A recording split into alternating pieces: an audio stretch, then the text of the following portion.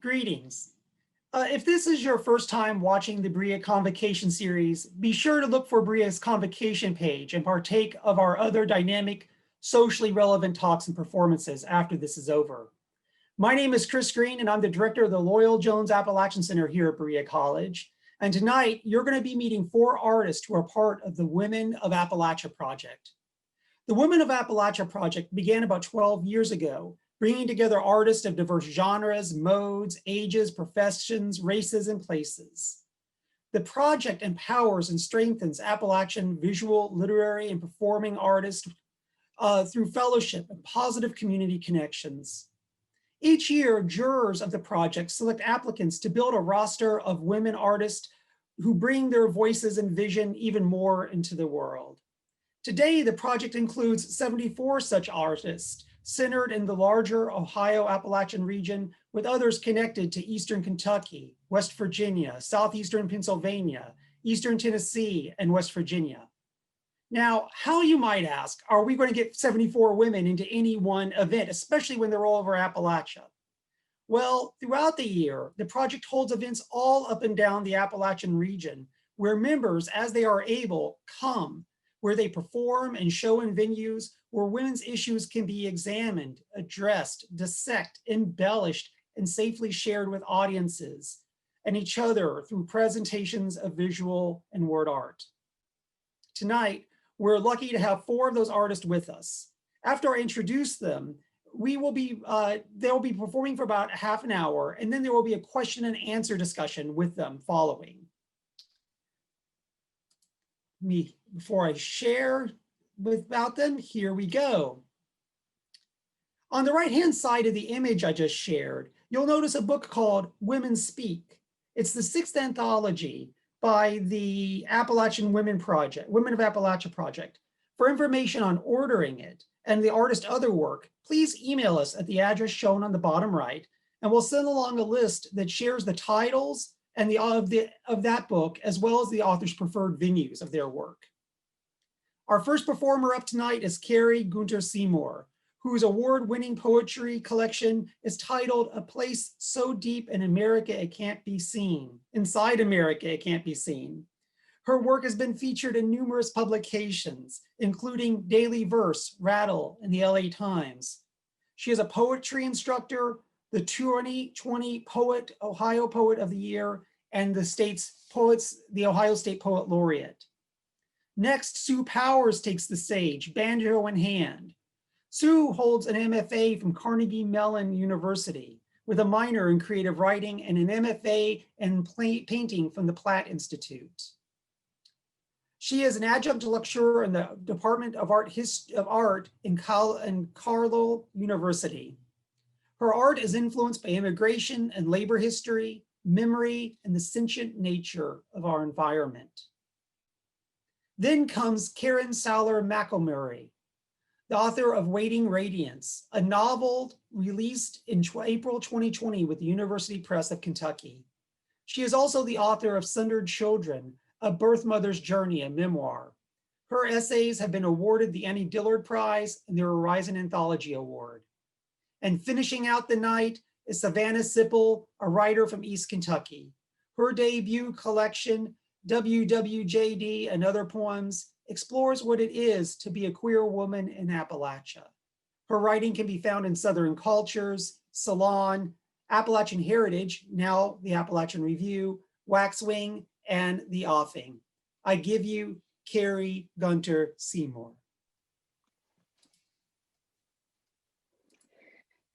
I come from a place so deep inside America, it can't be seen.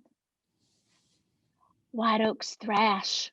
Moonlight drifts the ceiling as if I'm underwater. Propane coils, warms my bones. Gone are the magics and songs, all the things our grandmothers buried. Piles of feathers and angel bones, inscribed by all who came before. When I was 12, my cousins called me ugly, enough to make it last. Tonight, a celebrity on Oprah imagines a future where features can be removed and replaced on a whim. A moth presses wings thin as paper against my window, more beautiful than I could ever be. Ryegrass raised seedy heads beyond the bull thistle and preen. Everything alive aches for more. I just want to take a quick moment to thank Chris Green for that kind introduction for all of us, and for serving tonight as our facilitator, and Tomas Aarons and his team for organizing this event, and to everybody at Berea for inviting us. But I especially want to thank our audience who's joining us this evening. We're so pleased to have you here with us. For me personally, this is my third trip to Berea, the very first one to come virtually, I must say. But I love your campus, and the minute I sidle by the Loyal Jones Appalachian Center with its colorful signage and welcome, my heart knows that I am indeed among my people, and I'm so happy for it. When I'm asked to describe the Women of Appalachia project, I say this. The mission of WOAP is to encourage, enrich, and empower Appalachian female artists and our communities through live and published presentations of spoken word and fine art. We are a Prindy Award winner, a Weatherford Award winner, state and municipal poet laureates, Pushcart Prize and Best of the Net awardees and nominees, authors of acclaimed books. Our Facebook page has 37,000 friends from all over the world. The success of this organization is based on the work of every single woman who does, has, or will someday take part. And I should mention lots of fellows help us as well, whether as a participant, volunteer, partner, or supporter. We are a sisterhood, one for all for one, working toward the same goal, to lift up Appalachia and showcase it in all its magnificent glory. So we're reading tonight from last year's anthology and also this year's anthology. So you'll get a little from both, and I know you're going to enjoy it. And this next poem that I'm going to read was inspired by women who lived right here in the great state of Kentucky. It's called Pack Horse Librarians. I mean no disrespect when I say, during the Great Depression, Eastern Kentucky was a sundered area. Surrounded by mountains and waterways, no easy access in or out, nor any proper education until the WPA employed our grandmothers to pack saddle literacy to the underserved. This would be the only good thing Cole would do for Kentucky. Cole and the Presbyterians, donating books in endowment, $28 a month to any woman with a horse or a mule, and the spunk to stand up for progress, brave the weather, backwaters and hollers, to deliver emancipation by means of bound dissertation. You need to understand this was Appalachia just before the war to end all wars. Only women of disrepute were considered working women by the church. Christian women labored in the kitchen and the fields, birthed, prayed, died in them, albeit many Christian women were taught to read, if for no other reason than the Lord's word could be used to hold her back. But this was the New Deal, and all bets were off. Imagine my grandmother, top of her head barely level with the saddle's front rigging D, flaming red hair, a brand of sass all her own. Packing up at the Pine Mountain Settlement School, Harlan County. Creek beds as roads, on foot, single file across crag and cliff top, sleeping in barns or lean-tos against the cold. Deliberate as any lineman or mail carrier, every treatise she carried a nugget of gold inside her saddlebags. Thank you.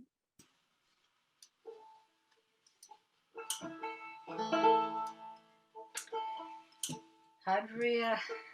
I'm Sue Powers, and I'm gonna start off with a song called "Equal Pay," and it's really about my working life as a traveling professor, art professor, and I was inspired by working women from 1848. Young Irish girls working in a cotton mill on the north side of Pittsburgh. And they struck and broke down the doors of the cotton factory to get a 10-hour day. And they didn't win that one, but eventually we got the 8-hour day. But women's stories need to be told, especially our history. So this is Equal Pay.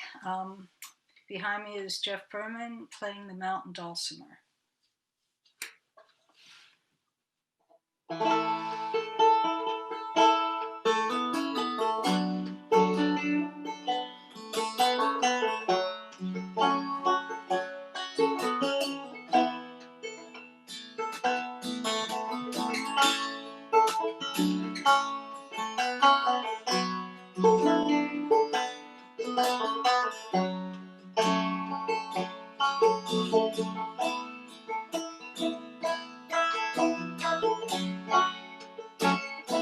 Sometimes I work harder than I have to, just to prove I can do this job. Sometimes I feel so separated when no one will back me up. So I don't really care what your buddies say about me. I don't really care if they look my way. We're the right girls from 1848. I want it now, my equal pay. Breaking down the doors, I found out the hard way that I would be ignored, and all the hearts that I thought that I'd break, well, they broke my heart much more. Said I don't really care what your buddies say about me. I don't really care if they look my way. We're the right girls from 1848. I want it now, my equal pay. The women struck in the Allegheny Mill works just to get a 10-hour day. Oh, how unladylike. The papers all said we will not leave, not one shirt sleeve. But I don't really care what your buddies say about me. I don't really care if they look my way. We're the right girls from 1848. I want it now, my equal pay. Still want it now, my equal pay.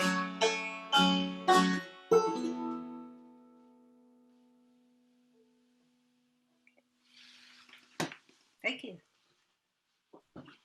Hi, I'm Karen McElmurray, and I'm just so happy to be here as part of the Women of Appalachia project and to be back at Berea, where I was a student about 1 million years ago. To be part of a convocation is a great honor. I'm going to be reading the prologue to my novel, Wanting Radiance. She was my mother, but I called her Ruby, and I believed her hands were magic. She knew how to read cards, runes, how to find meaning in the shadows in photographs.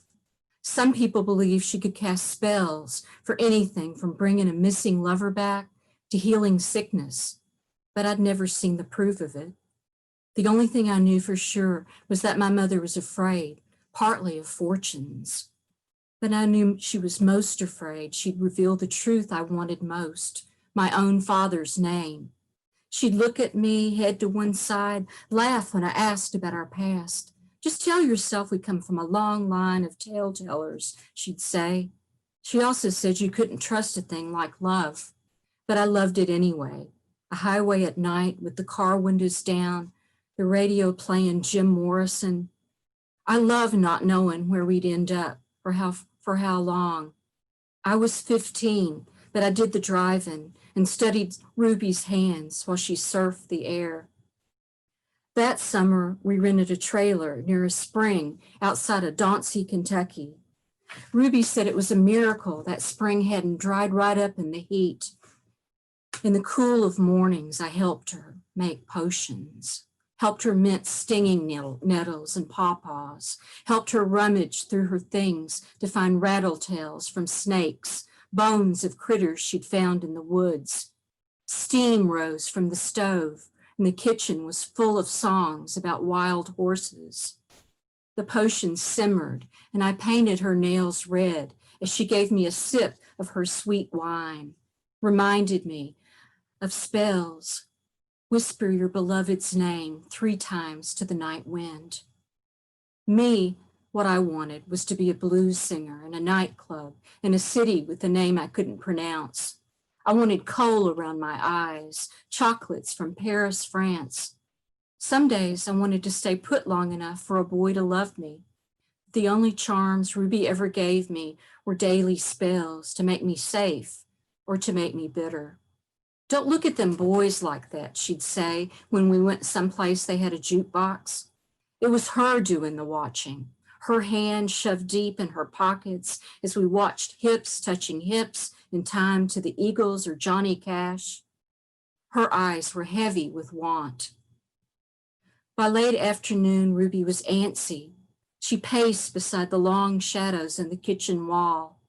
I sipped cold water, wished I could hold the ice in my palms, pretty as diamonds, pretty as Ruby, her black hair tied back with a red scarf, her face shiny from the stove's heat. She draped a cloth over a lamp, lit incense to the neck of a wine bottle, set a record going, some woman singing the blues, love me in the morning, love me at night. An hour passed, 2, with no one in sight. There's always somebody by now, I said. You just don't mind none. She set the record going the dozenth time. Love me in the morning, love me at night. As the trailer's heat let go, I took the kettle off the stove, poured it into jelly jars. It was 7 o'clock by then, and coal trucks shifted gears, headed past. I thought about how some nights it was women who came to our door, wanting to see how it felt to sit across a table from somebody with hands as wise as Ruby's. Her cards were full of love affairs in the foreign places they believed she'd seen. But they were afraid of my mother, and they ought to have been, the things she knew. By 10 o'clock, there was thunder, and from the trees at the back of the trailer came whippoorwills, the scratch of June bugs. A car door slammed as I hurried to the window. Out by the road, a tall shadow stood. Who's that? I said. Ruby turned her head to the sounds, waved me on out. I need to be alone for a little, she said. Go on now. And so I went, just to the chair beneath the mulberry tree, where I could see her shadow moving from stove to table. Feet kicked gravel as someone made their way around the trailer. The back door slammed. The only thing I really know about that night is what I still imagine. her scarf sliding off, her hair falling as she moved, danced with me, the record going full blast. From the open window, voices argued, a chair crashed down.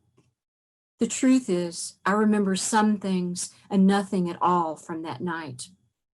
Boots running out the back door, my feet carrying me inside. I remember touching my mother, the place on her throat where a pulse would be. Her skin was still so warm. Hours later, questions fill the trailer. I sat at the kitchen table with the sheriff saying the same thing over again, over again. I heard footsteps. I heard a gunshot. I saw shadows. They said I had to have seen something else, and I wanted to tell them more. I want now to reach back and tell the truth, Ruby's and my own from all the years since. I want to tell them about lovers who are only parts of themselves. All those men, all those years passing, and myself slipping through the space like they were a left open door. Have I become her, Ruby loving, become my own lost mother? The room was full of her blood scent, and that song, Hold Me, Radiance, Honey. A needle scratched as the song played down, as I knelt beside her. She bled from her chest, and I wondered at it, how small the hole was, how to tell it the way a body bleeds from a wound into forever. Sweet girl, she said as I hushed her, made her promise not to die. How cool her fingers were, cold as rain. What I have remembered forever is the sound of her breathing and love taken for good from the underside of my heart.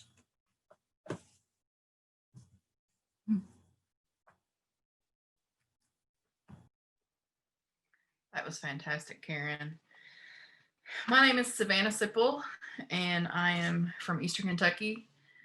If you're from there, I'm from Betaville. That's Lee County. I live in Lexington now with my wife. And I'm going to read from my first book. It's WWJD and Other Poems. It's about coming out in Appalachia. And so the book is in 3 parts, and it's being in the closet, coming out of the closet, and then figuring out how to be okay with that. But the poem that I'm going to read is a longer poem, and it's in the first section. But I'm reading it for 2 reasons. Number one, because it's longer. I don't always get to read it. But also, it very much encompasses my relationship with Appalachia and with coming out and being queer and all of my identities. It contains different voices, many of which are parts of me, some of which are not. So this is called What We Tell Ourselves. 1. I show him my pay stub, my weekly deposit slip, reasons for needing $10. This is how it has to be. This is working 9-hour days, on my feet, barely a break to come home, cook, sweep, mop, wash, wait on him. This is watching it fall around me, him sitting while shingles fly with every wind, gutters hanging loose, leaking, the back porch needing a new gate. This is him watching me while I push mow, rake leaves, rake limbs. This is him, this is his, and I have no business asking for help or money. I shouldn't expect him to. The woman's place is to submit. This is fitting to the Lord. 2, you can walk away and not look back. 3, I'm too tired. It's too expensive. It was his time to go. I'll pray for you. I had no idea this was coming. I've never raised my voice or a hand to her. She has another feller. The water is safe. Things are different for a girl. You can't do that. I won't let you. I will knock your head off. I will take your car keys. Do you hear me? I don't want to. I'm not able to. She's wanted this for a long time. She asked for it. Deep down, I come by it natural. I come by it honest. 4, you can stay and survive. 5, you'll never get married if you can't handle a man wailing on you. If you don't change your attitude, don't shut up, don't wear more dresses, makeup. If you don't learn to cook, don't stop being bossy. You better stop trying to show how smart you are. Stop tearing your legs up playing sports. Men like legs. Stop sleeping in sports bras. Men like big breasts like your mother's. Things are different for a girl. Whatever this is, you better get over it. 6, you can leave. 7, I never wanted to stay. I never wanted to leave. I never wanted to come back to gravel dust. I could not wait to leave.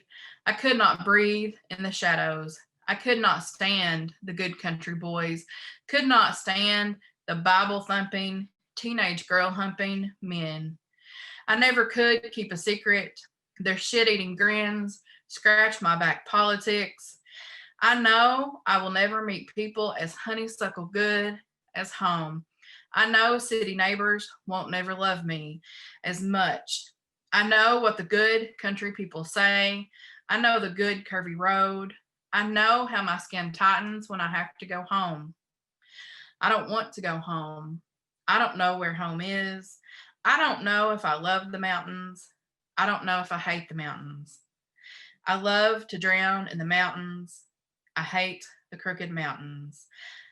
I love the mountains. I hate the mountains. I love the mountains. I hate the mountains. I love. 8, it's a choice. 9, on the long dry days, I wish I had hit you. I wish I had reared back as you screamed, I'll knock your damn teeth out. I wish I had let it fly. I wish I'd cocked my fist to your jaw, right as you claimed. I'll do it. I will. On those days, I wake with the copper taste of hate in my mouth, when I can't sweat it out cold, can't hold it under the creak of me. I know that I don't know which I hate more, your lack of follow through or my own. 10, our anger is a lantern, this little light of mine. 11, hang it in the family room. Man puts his hand to the flinty rock and overturns the mountains by roots. He cuts out the channels in the rocks, and his eye sees every precious thing. He dams up the streams so that they do not trickle, and the thing that is hidden he brings out to light. But where shall wisdom be found? 12, it's our fault.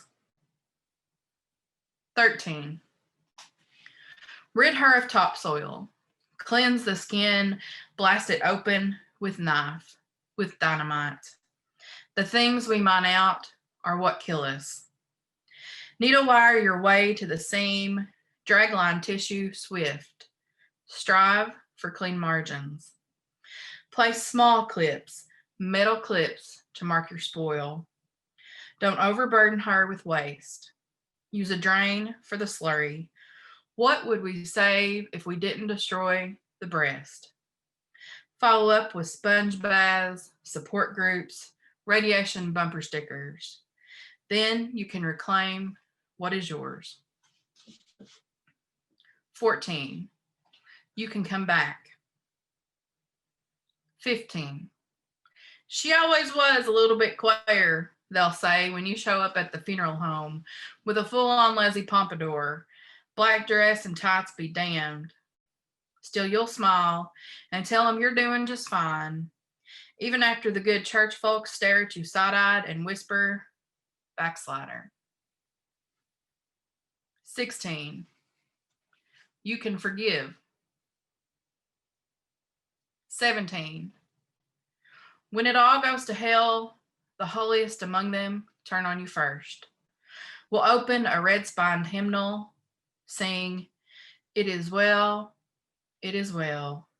with my soul, with my soul. It is well with my soul. 18. It's not our fault. 19. Once the mountains loved us. Once we loved the mountains. Thank you.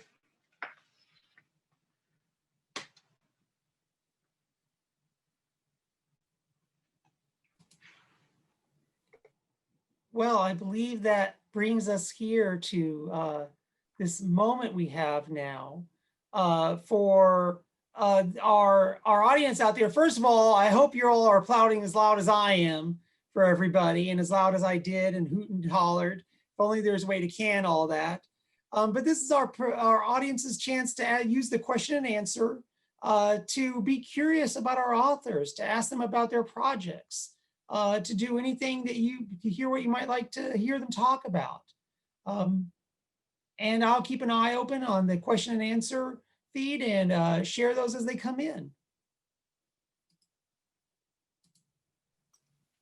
Chris, while we're waiting, could we get one more song from Sue and Jeff? Would that be all right? That would be great. Oh, I'd love that too. Oh, okay.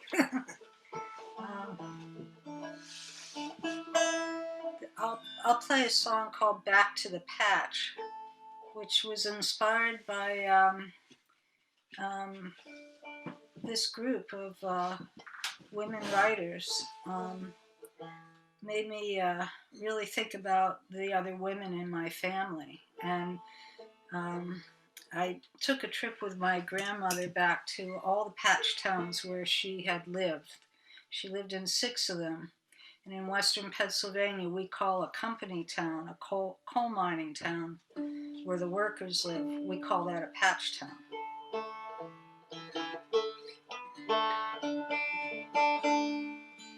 One second.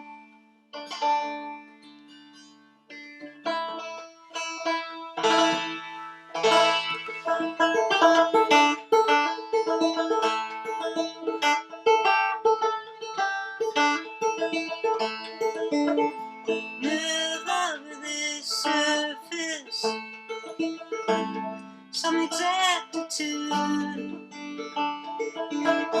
breathe the heavy metal, find a deeper root. Oh, take me back through a stand of chestnut trees. I remember your house number. It's still calling me. Take me back to the patch. Same house, same job. I'm going back to the patch where I know everyone.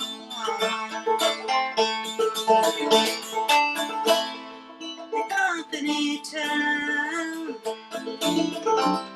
where I was born, in a worried bed, in a miner's home. Mix flour and water to make a formula, then give it to my daughters, stoking from a cooked oven. Take me back to the patch. Same house, same job. I'm going back to the patch where I know everyone.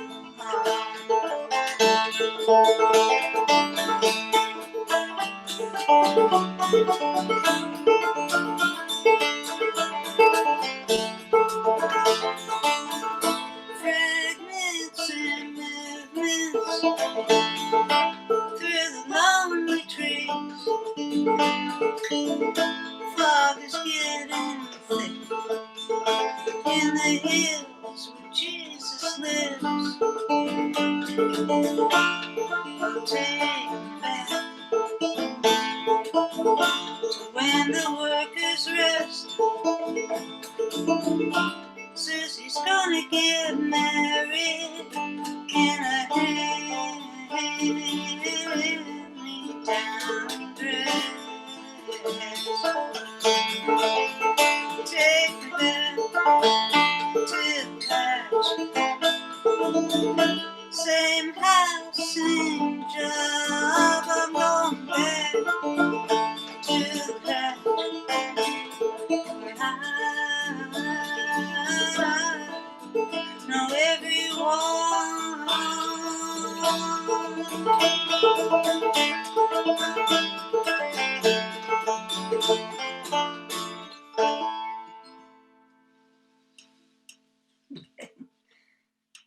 Thank you. Oh my goodness, that was wonderful. Well, here's the first of the questions for you all. It's no person in particular, but our audience member says, I am a Kentucky artist myself. Did any of you have reservations about putting your voice to the page or with an instrument?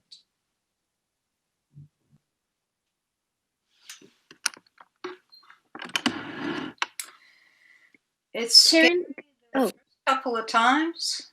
I've been playing banjo and singing since I was 15, and it took some time to get over stage fright, but the desire to do it beats out the fear.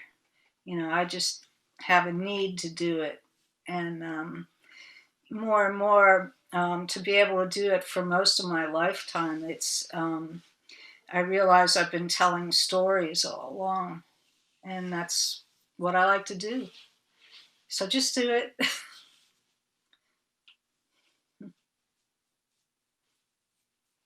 Got on mute. Karen, go ahead. If you have something to say, just go ahead and speak up. I have certainly felt some hesitance in telling my stories. I guess I felt it the most with my memoir, Surrendered Child. It's the subtitle is A Birth Mother's Journey. And that was a long held family secret. No one knew I'd had a child and surrendered the child when I was 15. My mother did not have a child, period. So I wrote this book. I published this story. And there's things with this new novel that much of my family would not approve of. My family is getting smaller all the time. But, there's things in this book. There's dancing, there's whiskey, there's a woman alone riding the roads by herself. And that's not things that particularly my mother's family understand. But as Sue says, I tell stories. I need to tell those stories. And I am very much feel that words are our power. And I'm finding voice and power more and more each year, and with every page I write.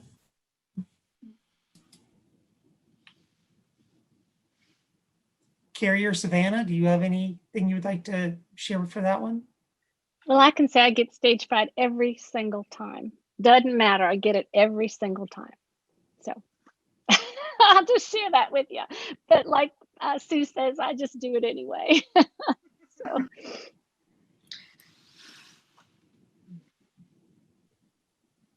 Yeah, I think you have to just push past the reservations. And there are different reasons for those reservations, and you have to figure out how valid those reasons are. But at the end of the day, you're either going to be true to the work or you're not. And so you have to find a way to move past it. And that can be difficult, but you have to do it.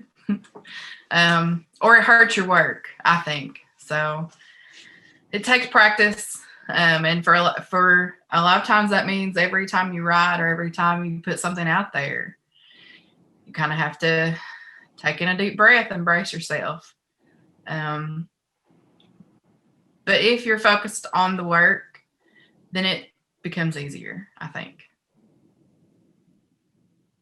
Well, amen to that, Savannah. I mean, every time I do one of these events, I'm listening to both Carrie and to Savannah and thinking about, particularly you, Carrie, stage fright. You don't seem like that in the least. You seem so confident. But I also experience that doubt every time I do a reading. I guess they call it in today's terminology, imposter syndrome. Every time I suffer from that, and I'll think, well, they don't really want to hear me, do they? And I have to overcome that and believe in the words and believe in myself over and over and over again. It's almost like a spiritual discipline, I think. I think that's why I created the Women of Appalachia project, because I wanted to read with other people. I wanted to always know that that would be an option. And at the time I created it, I didn't know women from 12 different states. I knew women in my little community, and we were getting together, but not everybody's available all of the time. So one of the nice things about having a project like this is you have many sisters in many places that are willing to join with you and come together and function in so many ways. For instance, Savannah was one of our jurors last year. That's why she's with us this year, because she donated her time to help select every single piece and every single person that participated. It was done blind. She didn't know who she was choosing, but that's how Karen came to us. Several years before that, Sue came to us. So it's been marvelous. The last 12 years, I've just had the most marvelous time meeting all these amazing women and even their men, the men involved in their lives. And it's been so wonderful. And that helps me. That gives me some courage. Well, our next question from an audience member is this, which first of all, they want to thank you for your readings. And they ask, I was wondering if you could talk about how your creative processes might have altered since the pandemic. Ooh. Well, I mean, for one, I'm a poet. Now I'm writing fiction, which isn't completely unheard of. And I've dabbled in short story before, but now I'm working on a novel. But the pandemic, in a lot of ways, has provided me some more time to be creative. And that's been nice. But at the same time, there's been the stress of the pandemic, and there's been teaching online and trying to support students who are now online. And so that has, that kind of stress affects the creative process, or it has mine. And so it's been a little hit and miss. There have been some benefits and some challenges. I don't know that I'm writing more. I know that I'm trying to keep writing, and sometimes it's harder than others. The Zoom thing, as weird as it feels, and as much as I'm starting to get tired of looking at a computer, it has given me a lot of opportunities to connect with authors and attend readings that I might not have been able to attend. And so that's been great. And it's also been great for some things to continue in some capacity, like this convocation. At least it can happen even if it is virtual. So, it's been a balancing act, at least. Well, for me, it's difficult now. It's been difficult since August. Our classes started at Gettysburg in the middle of August, and we've not had a fall break. We're going continuously. And I've had to spend a lot of time also training myself to use not only Zoom, but a system called Canvas and another one called Moodle. And if I see another system, I think I'm going to just lose it. So between this world of teaching and the world of the pandemic, this fall, I felt myself pretty silenced. But as far as the spring and summer went, I turned very strongly to the world of personal essays, lyric essays, and did complete several of those. And I felt really good about that. Curiously, the essays were less about memory, which I often write about. They were less about reflection and more about the present moment, the world I'm in, a response to it. And I feel very good about the strength of that work. The essays were pretty angry too, and I felt like I needed that. So that's the strength of my writing. And when I'm busy like this and when I'm sort of laid low by things like the election and the pandemic, I tell myself in my side myself, I'm storing up the truth for later. And I know that to be a fact. So.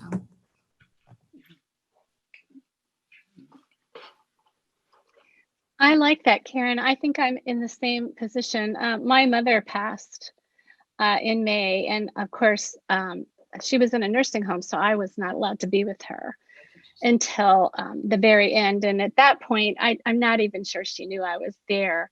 And so I know that's all in here waiting to come out, but it's going to take so many tears to write about it that I'm kind of putting that somewhere for now. But I really understand what you say about things coming out. And so that's kind of, the pandemic for me has been just trying to keep really busy so that because I'm not ready to do that writing and I'm trying to avoid it. So I've been using Zoom and, doing lots of readings, and I do a monthly workshop, a generative workshop that's open to the public. So I've kept myself really, really busy because I think mostly that. I'll just say a few things. I've been teaching a lot online, and I really kind of like it. I'm getting to know some of my students a lot better by, face to face on the computer screen, and it's changed the way that I teach. I have to be even more clear about what we're doing. And so I think it's, making me a better teacher in a lot of ways. And I don't take it for granted so much anymore, how important it is. I've been able to write a few songs, and I've been able to get more into my visual art. This pandemic gave me time to kind of be forced to stay at home and deal with my more visual art. And that's been fantastic. So I like getting off the hamster wheel of all the running around I did teaching and doing a lot of gigs and traveling with my gigs, but being home and just taking nature walks all the time and getting back to, having not having to be on the move all the time has actually been really useful for my art. And I was able to take the song I just did, Back to the Patch, and I pitched it for an art show that was called Anthropology of Motherhood. And I wanted to tell the story about the baby formula that I talk about in the second verse. When my grandmother was in the hospital with toxemia after having twins, and she was just 18 years old. And they gave the twins to my grandfather, and he didn't know what to do with them or how to feed them without her breastfeeding.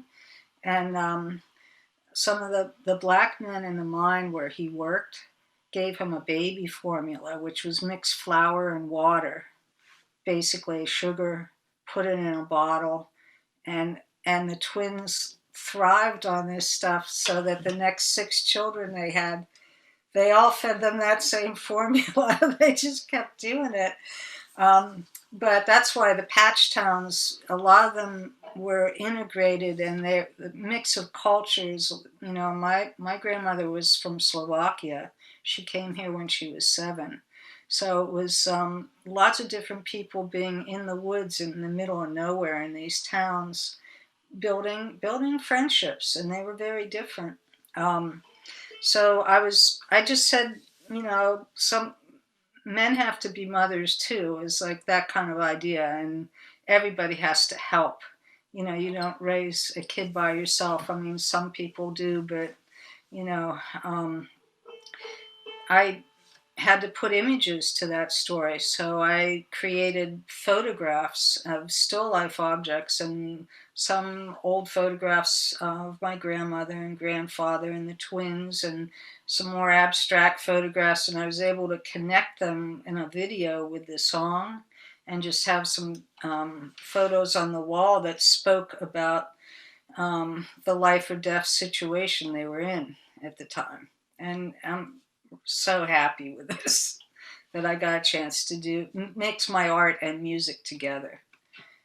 And so I'll never forget this time. Well, the next question is going to bring you all back to another time, a time in your all's own lives when our audience member asked this: did it take courage to grow into the identity of acknowledging your talent and seeing yourself as an artist?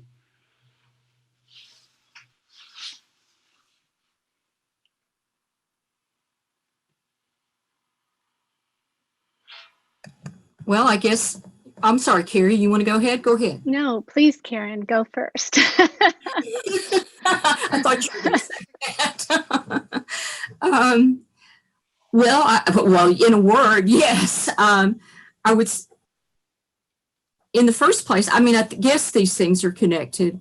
I'm the first woman in my family on either side who went on to college, who did books and things like that. And I don't think many of them understood this life I've chosen, the life of writing books and writing. They don't quite know what to make of that. My mother didn't quite finish high school. A lot of the women in that family did not. My father, on the other hand, did appreciate the life of writing. He wrote himself for many years, back from when he was about 18. And I have a lot of his work now. He passed away back in February. He was the one in my family who did get the fact that I wanted to be an artist. So I did have his support, and since in his passing, that's part of the grief, I think, of losing him, is losing that understanding. Carrie?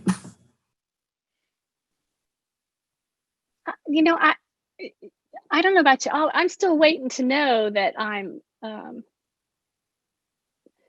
known writer or that I'm special in some way. I just do this because I love to do it, and I love to get together with people and do it. And sometimes I do read on my own. I mean, people do ask me to read, and especially after becoming the poet laureate, then of course, I'm asked because of that. But I'm still waiting to see where somehow I'm special or something, because I don't think I am. It's what I'm getting at. I think we all happen to be, poets or writers or storytellers. That's what we do. I have ancestors as well who worked the mines, and I have ancestors, I'm a 9th generation Appalachian, and I'm really proud of that. And they came here to mine coal, and as time went by, they became farmers. And I feel so lucky for that, because for somehow in my mind, the farming life is easier than coal, but really in a way it's not, because, it only takes one growing season to wipe you out, when you're a farmer. So I feel really blessed to have all of that. And I don't know, I just think in our culture, we don't get briggedy, do we? Because we know in the next minute, the tides can change, and there you are. So yeah, I think that's kind of how I feel about that. I'm proud of who I am. I'm proud of my family. I love to write about them, and I love to share that information. I have, family stories and friend stories. And when I get up to perform, I really think they are channeling through me. So it's more about them than me, if that makes any sense. So I'll stop now, because I'm probably making a fool of myself, but that's kind of how I see it.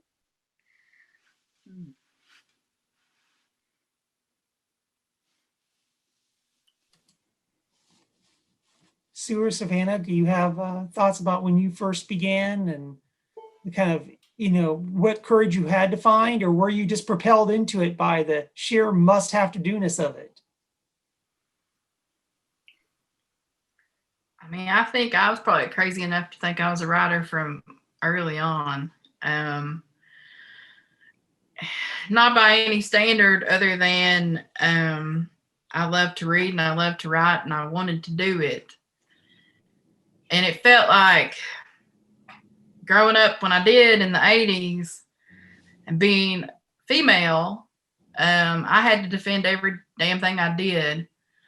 So whether it was playing sports or doing well in school or joining some club, I don't know. It just felt like I was told girls can't do this or shouldn't do this, or you're not good enough, or you're not as good as the boys. And so I could say I was a writer and not very many people questioned that just because no one cared. You know, if you were an artist, you were one of the weird kids. And so I just took it on, but having the courage, you know, that, and to believe in myself, but also to have the courage to say, you know what, I deserve to devote part of my life to this. And I deserve to decide how much of my life I give to it. You know, that came later, and that came from encouragement from other writers and from mentors I had. But I've probably seen myself as an artist in some form or another for a long time. So I talk about this subject all the time with my students, because you have to be very passionate, especially in visual arts and in music, and as a woman too. It's not going to be easy. So you have to do it because you have no choice. Like, and that's what I tell people. Like, if I could do something else, and I have tried to do other types of work. I've worked for the Park Service a lot. I like that. I like nature studies, but I realized I didn't fit in there. I didn't belong. But I always felt that I belonged with my group of artist friends. And I think that's how you know, if you find a community where, you know, everyone's writing, playing music, they're doing art, and you fit in with that group, and you kind of, and then they become your family, more of an extended family, and you're gonna need them. Like, it's tough, and there's a lot of feeling like you have to work extra hard, which I said in my first song about having to prove myself over and over again and work harder just to get a part-time job teaching art. You know, is it's been hard, but because I identify with being an artist, as that's my being, that's what I am. It gives me a lot of strength and and a richness in you know, observing life that you know, carries me through the uncertainty and the struggling times and the stress of it. But yeah, you got to really feel like you have no option but to do this. And that's how I feel. Well, we have time for one last question. And thank everybody for sharing their questions, because there are many we haven't been able to get to, and there's so many excellent questions. And I know in hearing you all talk, this is the inspiration I need in a really profound and true way. But the question I want to bring to you all is this: what made you want to or think to include your Appalachian experience in your writing? Oh, I can answer that one first if nobody minds. I can't imagine sharing anything else.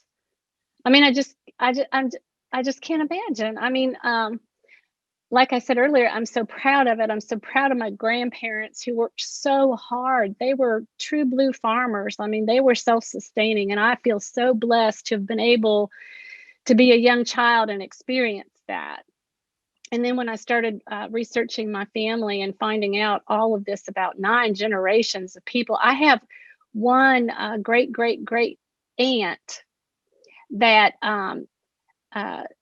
her father, which would have been, you know, my relative as well, of course, was dragged out into the woods by Civil War, I think Union soldiers, and she tackled them, and it says she dispensed with them, so I'm assuming that means she killed them. I don't know, but these are my ancestors. These are the things I found out about my people. These are who I come from, and especially strong women. And when I found that out, I was so pleased, and I'm so proud of it. And I just can't imagine not identifying as Appalachian or writing about that experience, even whether it's the past or the present, because we are still experiencing that minoritization. You know, we are still made fun of. We are still thought as being undergroomed and underfed and having no teeth and not wearing shoes. In this day and age, people are not in Berea, but in the world in general. That you mentioned Appalachia, and that's the picture they get in their head. So I can't imagine not being a champion for Appalachia. There were times when I have been shamed or told that I need to give up parts of myself, particularly my accent. And what I found was, especially when I went away to college, what I found was Appalachia doesn't go away. And I never gave in to the pressure to lose my accent. But even in my work, even if I was writing something that wasn't about Appalachia, it was still there in one way or another. And so I've just learned to embrace that. And claiming it and owning it also, I think, changed me as an artist. And as a writer, I think it made me truer to who I am and made my writing more authentic and more honest. And so people can make fun of me and, I don't know, try to beat it out of me, but it's there. It's not going anywhere. And it, whether I'm writing about coming out in Appalachia or writing about some lesbian TV show for a website, where I'm from doesn't go away. So it's part of me. It's there. Amen, sister. I would say that, as far as history goes, my father's family, my mother's family, back to great grandparents are from Eastern Kentucky. I, unfortunately, I left home when I was 15, basically, and got jobs and took care of myself. And I've lived all over, I've counted the times I've moved. It must have been 37 times, I think. But when I come back to home, and I don't mean a house, a structure, I mean home as a sacred space, a thing I long for, a place that makes me feel grounded, that makes me feel like I am myself. It's always been coming back home. It really is. There's land at this place called Bear Holler that's outside of what used to be Hager Hill in Johnson County. That's my roots, that place. And just closing my eyes and knowing it's there, it gives me a place in the world. And that's my answer to that, I think. I want to talk a little bit about this because it's all over my work in visual art and with my music.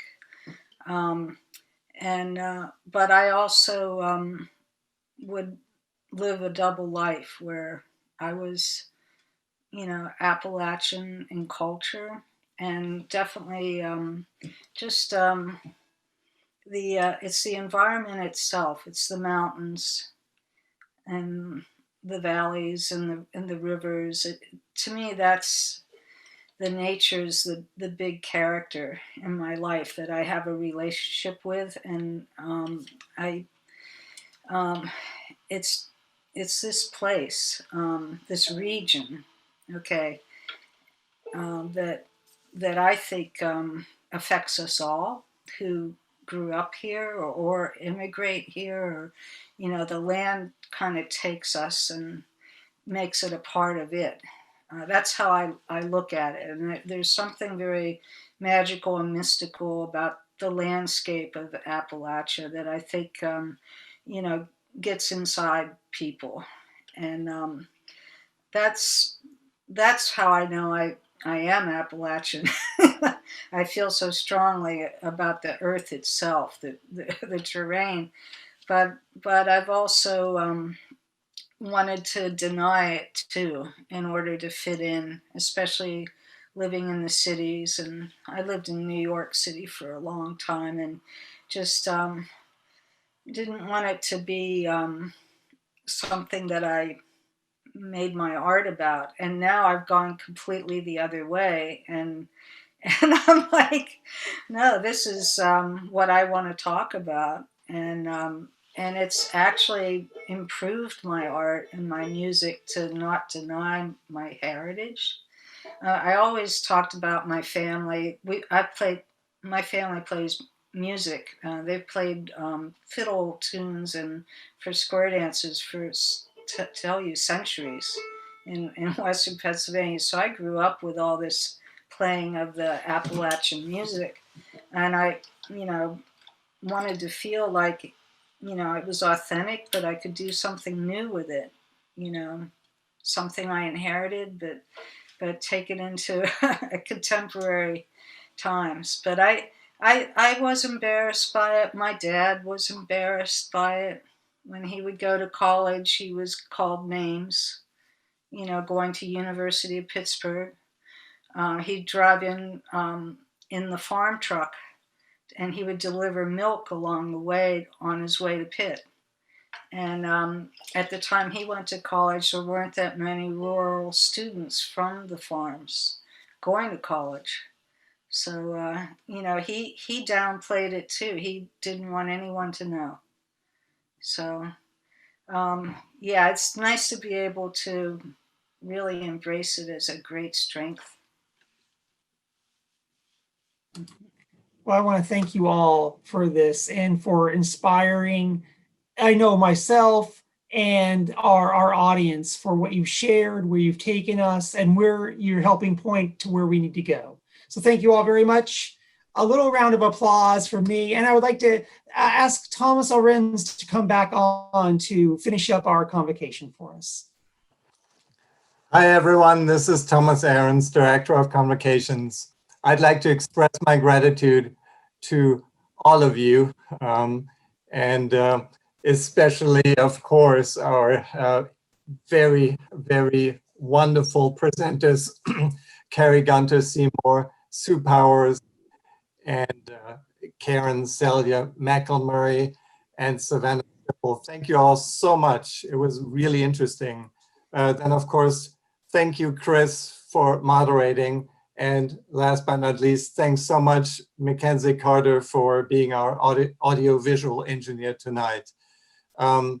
Looking ahead to our next convocation, please join us on Thursday, November the 5th at 7 p.m. Eastern for a historic character presentation by Miss Sheila Arnold. So everyone be safe, have a good night, and see you next time. All right. Take care, everyone.